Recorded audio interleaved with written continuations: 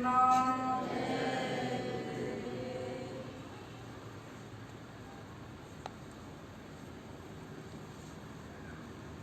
दया कृपा के अपार सागर परम पूज्य स्वामी जी महाराज के पावन चरण कमलों में अनंतो अनंत प्रणाम। पूज्य महाराज जी को कोटिशः नमन। संस्था के वरिष्ठ सम्माननीय पदाधिकारी सदस्यगण, आप सभी गुरु महाराज के आदेश निर्देश पर भक्ति और परमार्थ की कमाई के लिए निरंतर लगे और चिंता करने वाले साधक भाई बहनों, माताओं, बच्चे बच्चियों, धर्म प्राण सज्जनों, आप सबको सादर हार्दिक जय गुरुदेव।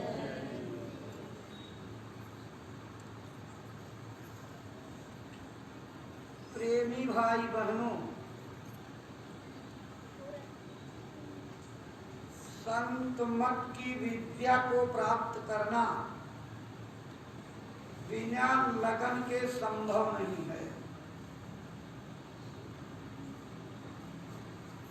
लगन बहुत जरूरी है। लगन जब लग जाती है तो जिससे लगन लगती है उससे प्रेम हो जाता है, और जिससे प्रेम हो जाता है आदमी उसे भूलता नहीं, क्षण क्षण उसी पर मन लगा रहता। अब आपका विषय है कि आप किससे प्रेम करते हैं। संसार से, संसार के सामानों से प्रेम करेंगे तो वह बराबर आपके आगे नाचता रहेगा। संसार के रिश्तों से, अपने परिवार के लोगों से प्रेम हो जाएगा तो बार बार वो आपकी नजर के सामने नाचते रहेंगे।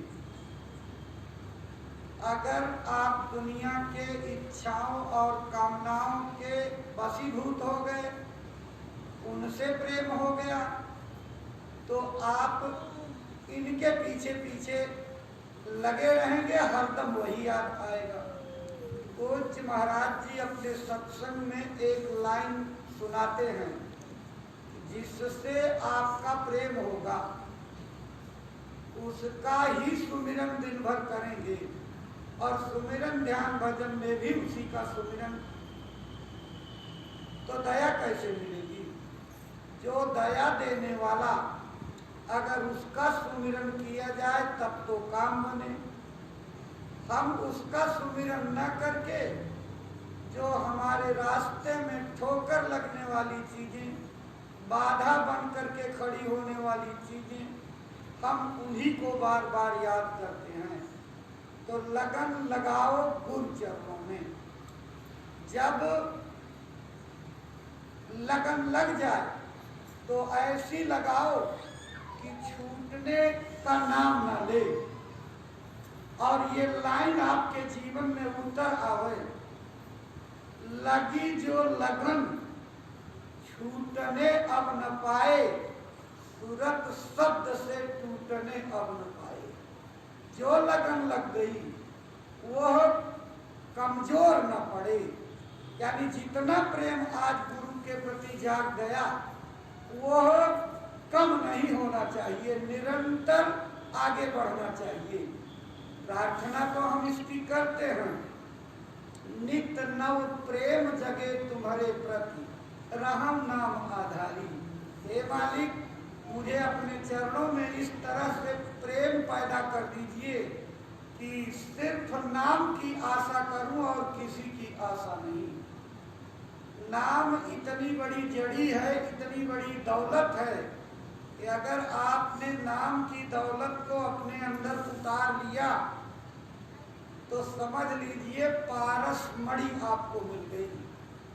पारस एक ऐसी मणि है जिसको अगर लोहे से स्पर्श करा दिया जाए तो वो लोहा सोना बन जाता है। लेकिन अगर संत महात्मा मिल गए और उनकी कृपा से नाम मिल गया तो वो पारस मणि से भी ज्यादा हैसियत रखता है। क्योंकि पारस मणि केवल लोहे को सोना बना सकती है, लेकिन पारस मणि लोहे को पारस मणि नहीं बना सकती। कि लोहे के अंदर भी वो गुण आ जाए जो पारस मणि के गुण है, कभी नहीं हो सकता। लेकिन पारस मणि लोहे को सोना जरूर बना देगी। प्रेमी भाई बहनों, इसी तरह से गुरु और पारस मणि में बहुत बड़ा अंतर है। वह लोहा कंचन करे, वह कर ले आप समान। गुरु मिल जाएंगे तो वह अपने बराबर कर लेंगे। संसार के लोगों में और गुरु की शक्ति में यही अंतर होता है कि संसार का हर व्यक्ति इतना महत्वाकांक्षी और स्वार्थी है कि वो अपने बराबर किसी को नहीं पहुंचने देना चाहता, सबको अपने से नीचे रखना चाहता है और सबसे ऊपर अपने को रखना चाहता। जबकि महात्मा के अंदर ऐसा भाव नहीं होता। वो चाहते हैं कि मेरे बंदे मुझसे भी आगे निकलें, मुझसे भी जल्दी भजन करके पार चले चलें। वो अपने बराबर बनाने की निरंतर कोशिश करते हैं। जैसे भृंगी कीट जब किसी झिंगुर को, मक्खी को और किसी कीड़े को पकड़ लेता तो उसके पंख और हाथ पैर काट देता, केवल धड़ धड़ बचा रहता। अगर उसकी बिल में घुसने लायक जीव है तो घुसा देता, नहीं घुसा पाता तो वहीं बिल के बाहर रख देता कोई जगह देख करके। और 24 घंटे लगातार एक स्वर में आवाज करता, भन भन भन भन भन भन भन भन, भृंगी की आवाज। उस आवाज में इतनी बड़ी ताकत होती, इतना संकल्प होता कि वह भृंगी के अंदर 24 घंटे की आवाज ऐसी निकलती कि उस धड़ के अंदर से हाथ, पैर, मूंछ, पंखे सब वैसे निकल आते जैसे भृंगी के अंदर होते हैं। जैसे भृंगी कीट को नहीं जानता, कीट भृंगी को नहीं जानता, लेकिन वो अपने बराबर कर लेता। इसी तरह से गुरु जिस जीव को पकड़ते हैं उसको अपने बराबर, अपने समान कर देते हैं। यही उनकी विशेषता होती है। लेकिन जिंदा दिल होना चाहिए, भाव प्रधान होना चाहिए। अगर आपके अंदर भाव नहीं है, उस चीज को पाने के लिए हौल दिली नहीं है, तो फिर आप निशाने से चूक जाएंगे। क्योंकि महात्मा कभी मुर्दा दिल इंसान को पकड़ते नहीं हैं। उन्हें चुस्त दुरुस्त फुर्त काबिल इंसान चाहिए। वो कुपूत बनाने का संदेश लेकर के नहीं आते, सपूत बनाने का संदेश लेकर के आते हैं और चाहते हैं कि मेरे प्रेमी इतने खरे निकलें कि किसी जौहरी की दुकान पर वो खोटे न करार दिए जाएं। इसीलिए उनको आग की भट्टी में तपाते हैं। आपको सेवा करवा करके आपके अंदर बर्दाश्त की ताकत, कर्जा अदा अदा करके लोगों का लेन देन पूरा कराते, लोगों की निंदा आलोचना बुराई करके आपको पत्थर दिल की तरह मजबूत करते, ताकि आपके ऊपर किसी चोट का, निंदा आलोचना बुराई का, चुगलखोरी का कोई प्रभाव न पड़े। जिस तरह से मदमस्त हाथी अपने निशाने पर चला जाता, कुत्ते भौंकते रहते। ऐसे साधक फिरत स्नेह मगन सुख अपने, नाम प्रताप सोच नहीं सपने। नाम की महिमा के अंदर अपने को समेट करके दुनिया की आवाज को अनसुना करके अपने निशाने पर बनता। एक परमार्थी को अपना पक्का निशाना बनाना चाहिए। अगर निशाना पक्का नहीं हुआ तो फिर परमार्थ की कमाई नहीं हो सकती। टिकना पड़ेगा, एक जगह टिकना पड़ेगा, माने स्थिर होना पड़ेगा। बिना स्थिरता के सफलता नहीं मिलेगी। जैसे तालाब में एक कंकड़ फेंक दीजिए, आप देखेंगे शांत पड़ा जल तरंगित होने लगता, हलचल होने लगती। सामने की जो बाग बगीचे पेड़ों की प्रतिबिंब उसमें दिखाई पड़ते परछाई, वो पानी हिलने के साथ गायब हो जाती। और जब धीरे धीरे फिर शांत होता और एक रस पानी हो जाता स्थिर, फिर उसमें तस्वीर दिखाई देने लगती। इसी तरह से हमारा मन बहुत चंचल है, ये हमेशा हमारे अंतःकरण को तरंगित करता रहता है, हिलाता रहता है। स्थिरता इसकी बहुत जरूरी है।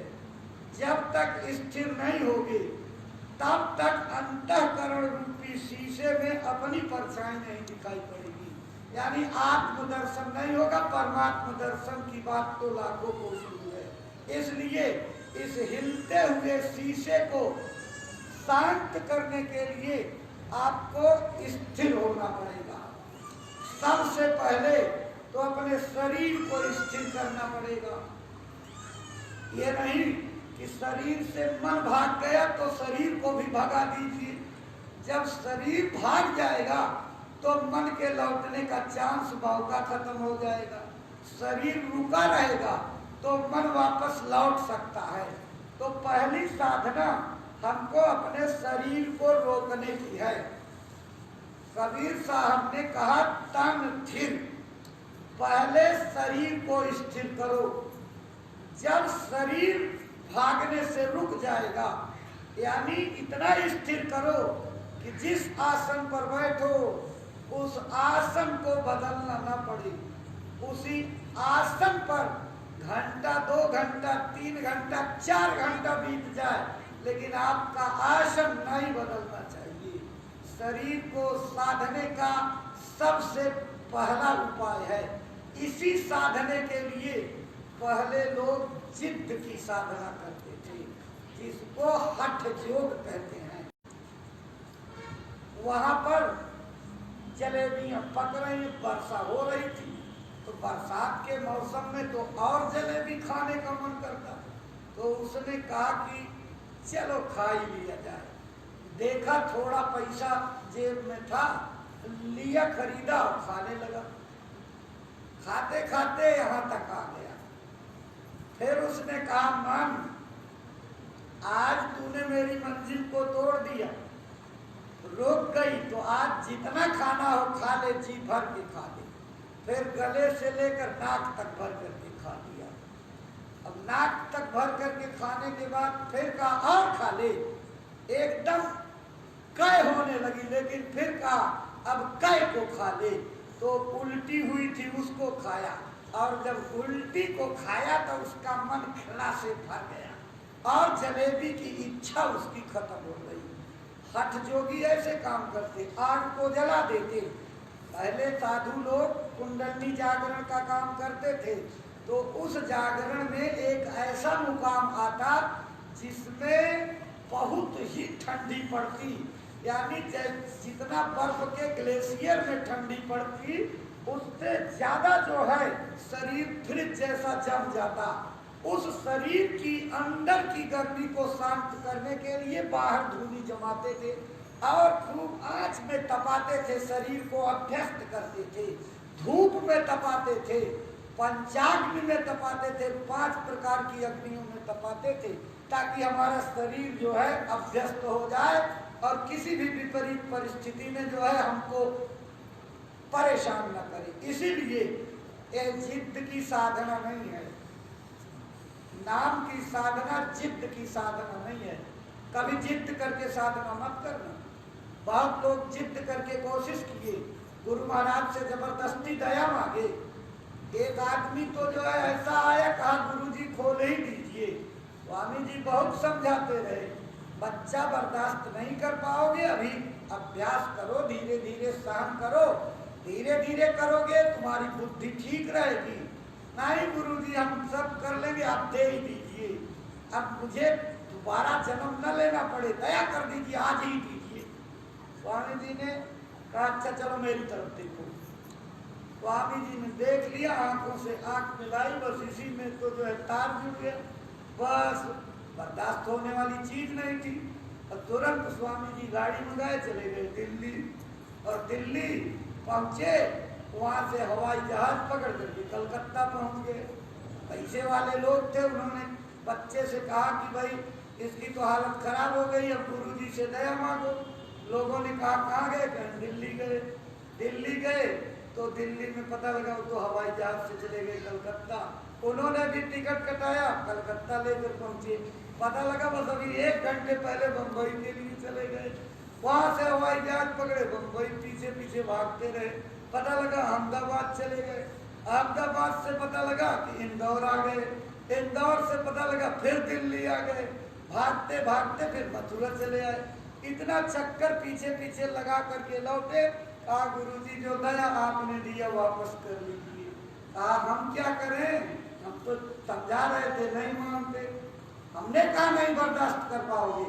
तो महात्मा से कभी जल्दबाजी में दया नहीं मांगनी चाहिए, धीरे धीरे करो, धीरे धीरे, धीरे धीरे रे मना, धीरे सब कुछ हो। माली सींचे 100 घड़ा, ऋतु आए फल हो। जल्दबाजी में फल नहीं लगते, फूल नहीं लगते। एक बंदर का आदमी से झगड़ा हो गया, उसने कहा चल अब तेरे पेड़ पर नहीं खाएंगे, अपना पेड़ लगाएंगे, हम अपने पेड़ से खाएंगे। तो गया, लाया और गाड़ दिया, और 1 महीने के अंदर उसमें से अंकुर निकला, 4 पत्ते हो गए। लेकिन अब उसको तो जल्दी थी, कब जल्दी फल निकले। पत्ती वत्ती देखे उसमें कहीं नहीं, सोचा शायद अभी छोटा पेड़ है तो इसकी जड़ में शायद आम फला हो।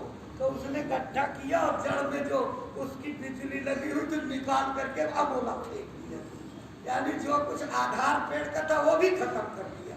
तो जल्दबाजी में हम अपना नुकसान इसी तरह से कर ले जाते हैं। जल्दबाजी की बात नहीं, बिल्कुल आराम से धीरे धीरे करो, धीरे धीरे शरीर को रोको, फिर मन को रोको।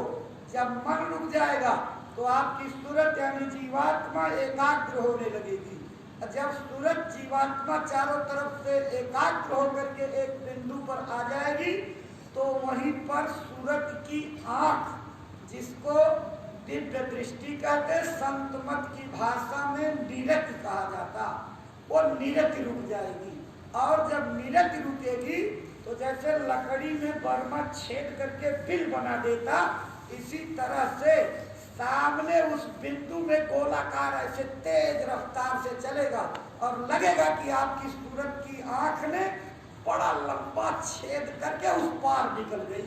और जब उस पार निकलेगी तो गुरु महाराज सुनाते थे, इतना तेज चमकदार प्रकाश है कि आंखें चकाचौंध हो जाती हैं कि बिजली के चमकने पर आप आंख और कान बंद कर लेते हो, बर्दाश्त नहीं होता।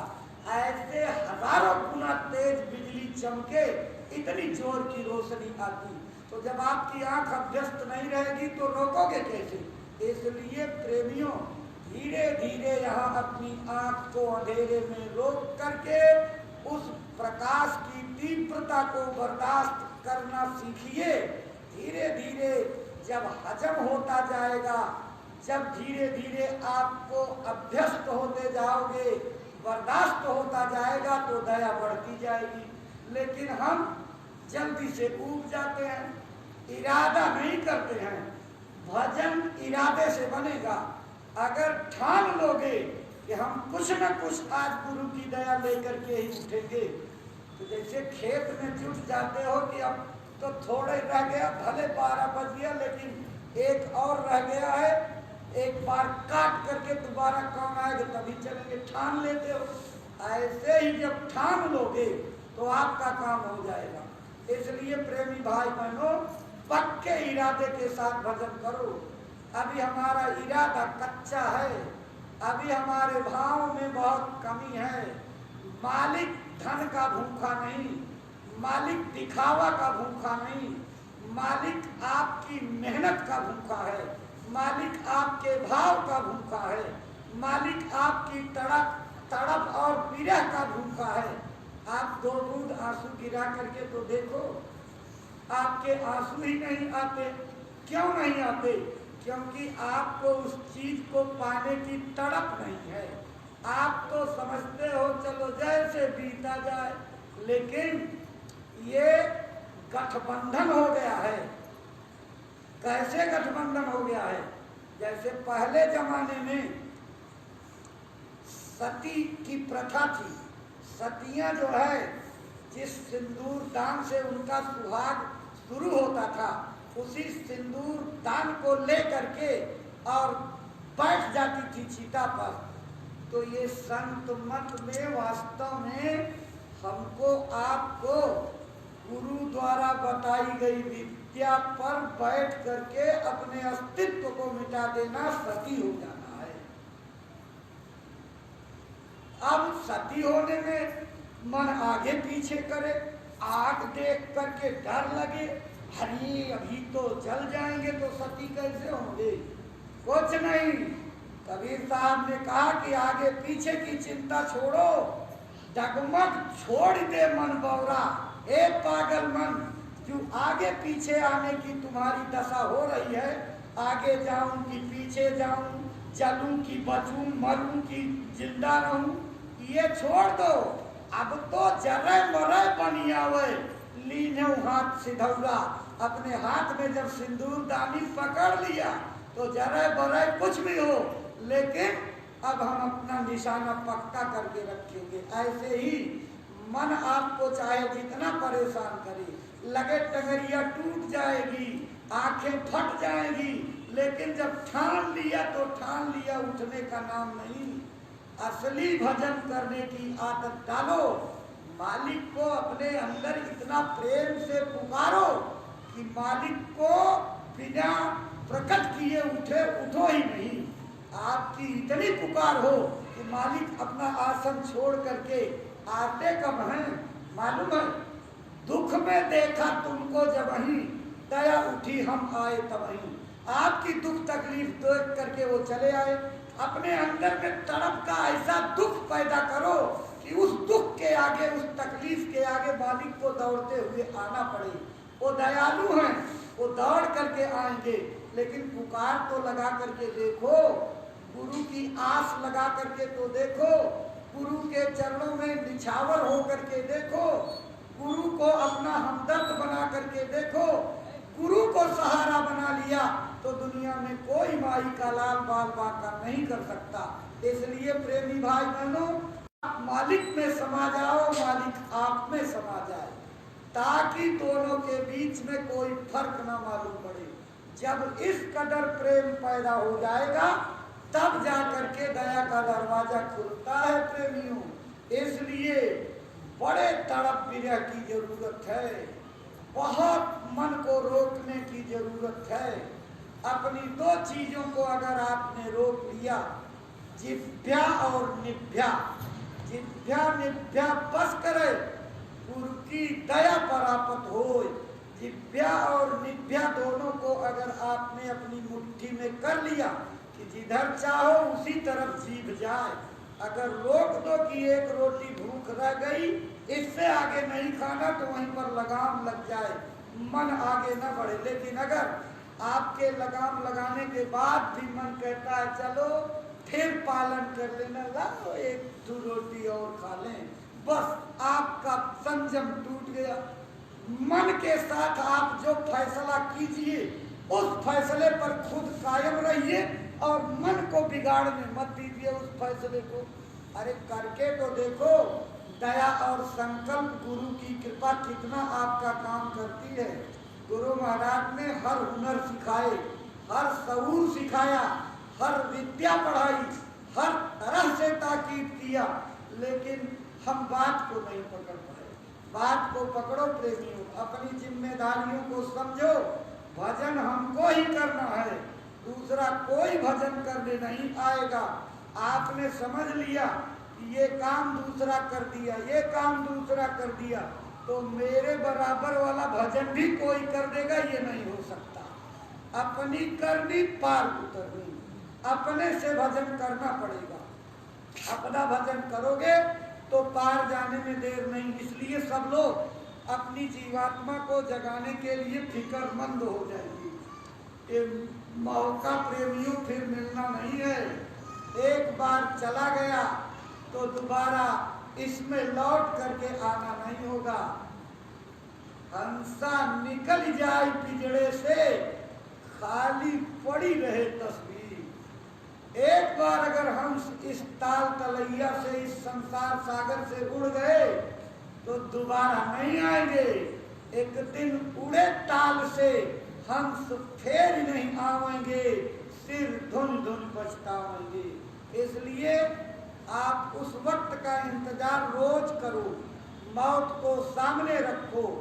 गुरु की कृपा से मौत नाचती रहेगी, आपका मन दुनिया की खुरापातों में नहीं जाएगा। लेकिन जब मौत को भूल जाओगे, मृत्यु याद नहीं रहेगी, तब तक आप आखिरत के लिए योजना बनाते रहोगे।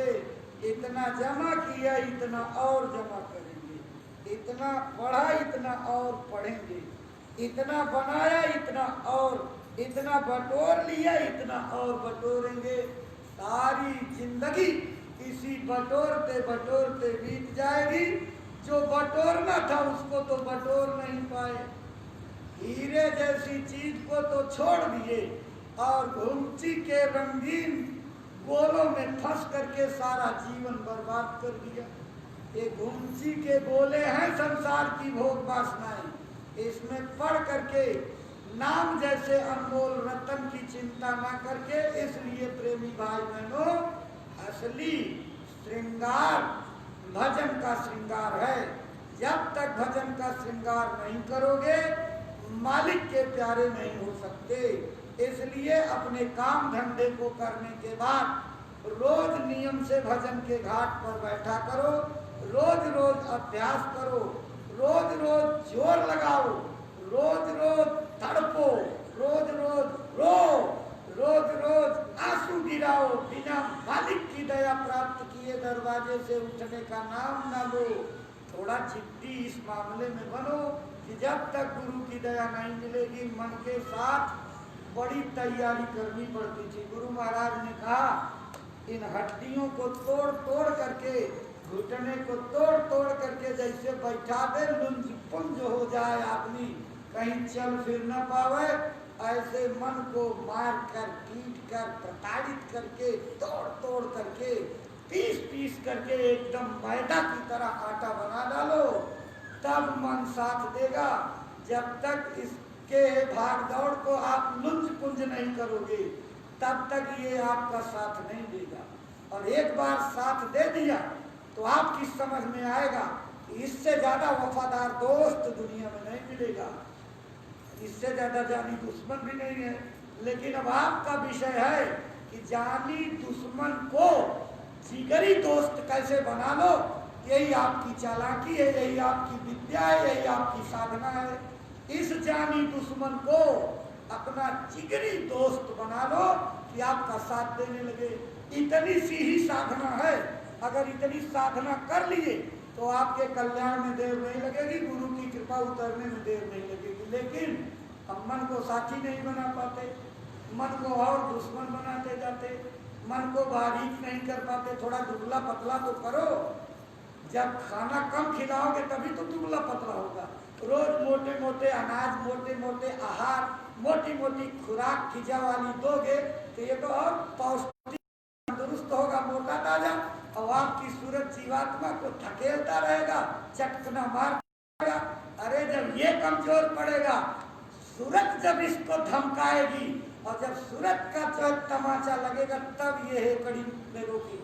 आपको इसमें कोशिश करनी पड़ेगी। बिना कोशिश किए आत्मा का कल्याण नहीं होगा। इसलिए प्रेमी भाई बहनों,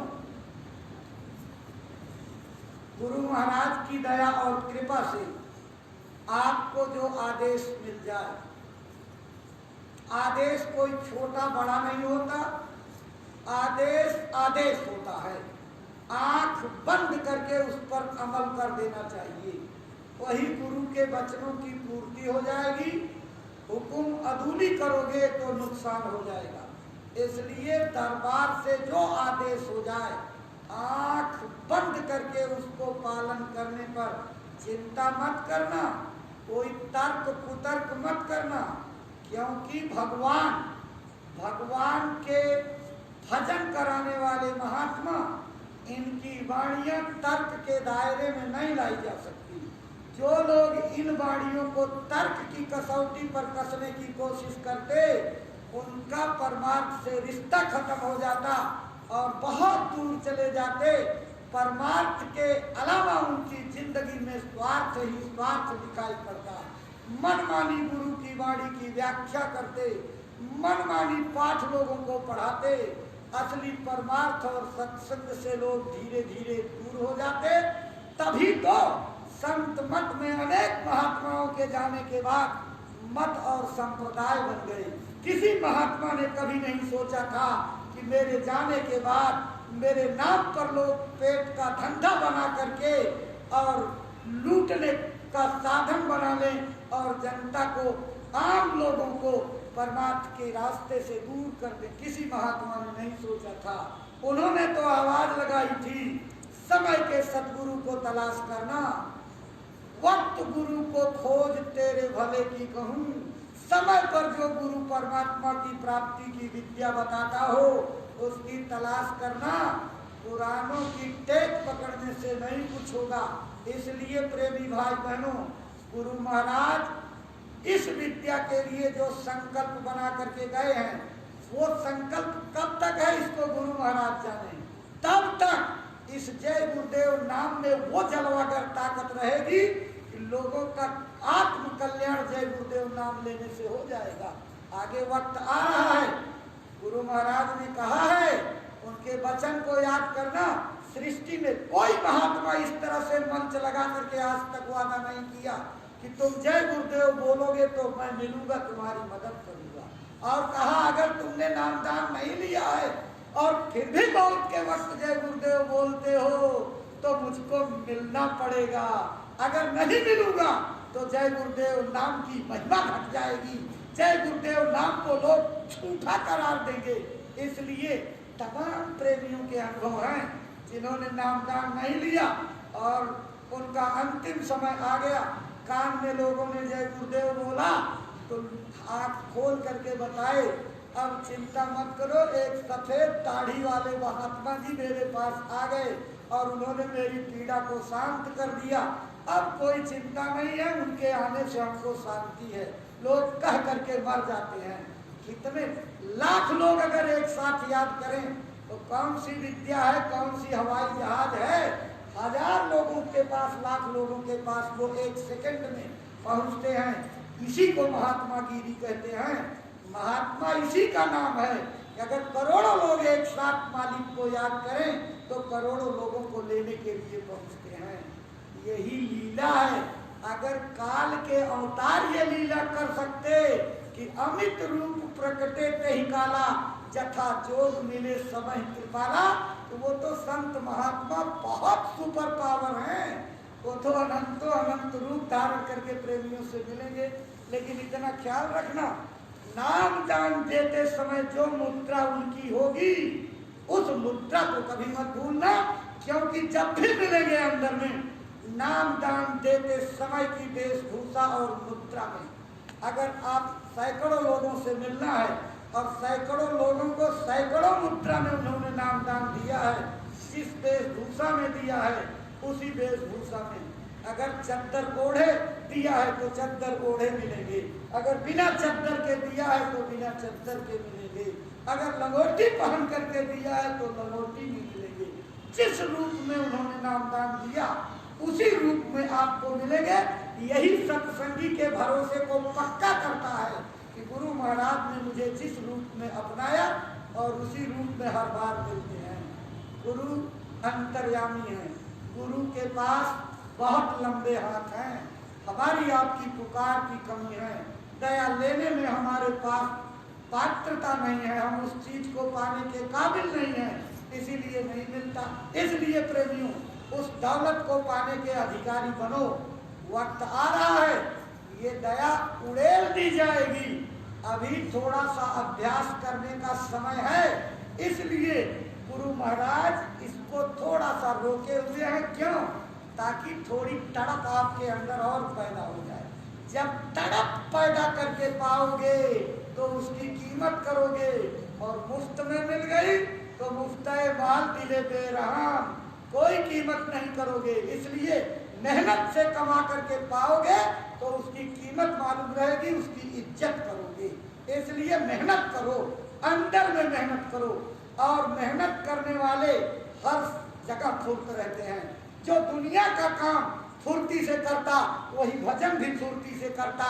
जो दुनिया की सेवाओं में आलस करता, भजन में भी आलस करता। इसलिए वही सफल होते जो बाहर की सेवाओं में बिल्कुल तत्चित्त होकर के लगे रहते। इसलिए अपने शरीर को बाहर की सेवाओं में फुर्ती से लगाओ। आलस करोगे तो भजन आलस का विषय नहीं है। आलस नींद किसानी नाश है, आलस किसानों को नष्ट कर देता है। ऐसे भजनानंदियों को आलस खत्म कर देगा, आपकी विद्या को एकदम ले डूबेगा, आप कुछ प्राप्त नहीं कर सकते। इसलिए प्रेमियों, कुछ हासिल होना है तो थोड़ा सोना कम करो, जागो। उस दौलत को पाने के लिए जागो रे, चिन जागना, अब जागन की बात। फिर क्या जागे नानका, जब सोवे पांव पसार। जब मौत की चारपाई पर सो जाओगे, भाले की नोक चौंक चौंक करके जगाया जाए, नहीं जागोगे, चिर निद्रा में सो जाओगे, कौन भजन करेगा? इसलिए उस निद्रा के पहले जाग जाओ, जाग करके भजन में लाग जाओ, और भजन में लग करके ऊपर की दौलत को उतार लो। ये आपके विषय हैं। अमीर गरीब बनने में, कोरा काला बनने में सबका अधिकार बराबर नहीं है। सबके कर्म अपने अपने हैं। जो जिसका जैसा कर्म जिस योनि से आया, उसी तरह से गोरा चमड़ा, काला चमड़ा, उसी तरह से लंबा शरीर, गठीला शरीर, उसी तरह से दुबला पतला शरीर, उसी तरह से जो है आपके अंदर स्वभाव। ये सब कर्मों पर सबके अलग अलग, लेकिन भजन करने का अधिकार सबको बराबर एक समान मिला हुआ है। तो जो अधिकार मिला, इस अधिकार का उपयोग तो कर लो। जो आजादी मिली है, इसका लाभ तो ले लो, नहीं वक्त निकल जाएगा हाथ मल मल के प्यारे, पछताओगे। इसलिए प्रेमी भाई बहनों, आपकी दूसरी क्रिया का बिल्कुल समय हो गया। अपनी बातों को विराम देंगे, त्रुटियों को माफ करिए। मालिक के नाम को सब लोग प्रेम के साथ बोलिए। जय गुरुदेव, जय गुरुदेव। नाम किसका? प्रभु का पावन नाम, प्रभु का जागृत नाम। बाबा जय गुरुदेव जी महाराज का कहना है, शाकाहारी रहना है, शाकाहारी रहना है। और पूज्य महाराज जी की प्रार्थना, हाथ जोड़कर विनय हमारी हो जाए सब रोगों की एक दवाई। बाबा जी की अर्जी है, स्वामी जी की अर्जी है,